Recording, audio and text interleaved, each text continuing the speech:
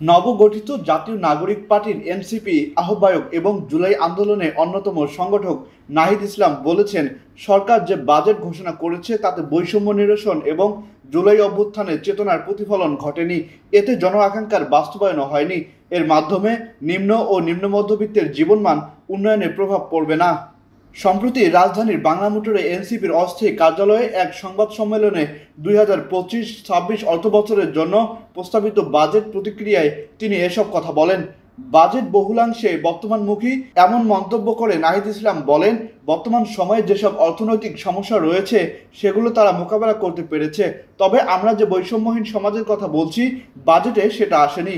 কালো টাকা সাদা করার সমালোচনা করে তিনি বলেন, এ সুযোগ অর্থনৈতিক এবং জুলাইয়ের ছাত্র জনতার আত্মত্যাগের পরিপন্থী। কর্মসংস্থানের ব্যাপারে যথেষ্ট উদ্যোগ নেওয়া হয়নি মন্তব্য করে তিনি আরও বলেন, দেশে বেকারত্ব একটা বড় সমস্যা, কিন্তু বাজেটে বেকারদের কর্মসংস্থানের বিষয়টি প্রাধান্য পায়নি।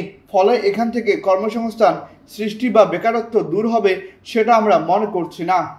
প্রবাসী কল্যাণ মন্ত্রণালয়ের বাজেট কমিয়ে দেওয়ার নিন্দা জানিয়ে তিনি বলেন, আমরা চেয়েছিলাম প্রবাসী শ্রমিকদের ব্যাপারে সরকারের নজর থাকবে। তাদের থেকে আমরা যে রেমিটেন্স পাই তা দেশের অর্থনৈতিক ভঙ্গুর অবস্থা থেকে উত্তরণের জন্য গুরুত্বপূর্ণ ভূমিকা বহন করে, কিন্তু আমরা দেখেছি প্রবাসী কল্যাণ মন্ত্রণালয়ের বাজেট কমিয়ে প্রায় অর্ধেকে নামানো হয়েছে। আমরা এর তীব্র নিন্দা জানাচ্ছি।